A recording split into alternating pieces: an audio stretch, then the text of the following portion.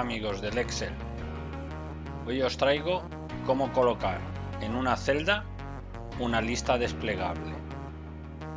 Es muy sencillo, seleccionaremos el rango de celdas, nos vamos a datos, validar datos, seleccionamos lista, elegimos el rango y aceptamos. Y ahora ya tenemos nuestra lista desplegable en todas las celdas que hemos seleccionado. ¿Qué pasa si queremos añadir un campo nuevo en la lista? Bien, en ese caso lo que haremos será, vamos a convertir este rango en tabla, control T,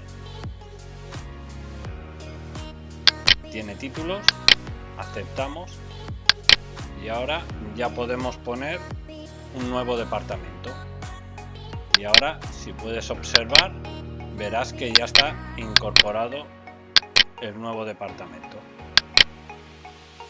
Bueno, espero que te haya resuelto tus dudas. Si te ha gustado, dale a like y suscríbete para más vídeos como este. Déjame en los comentarios si quieres que te haga algún tutorial específico. Hasta pronto.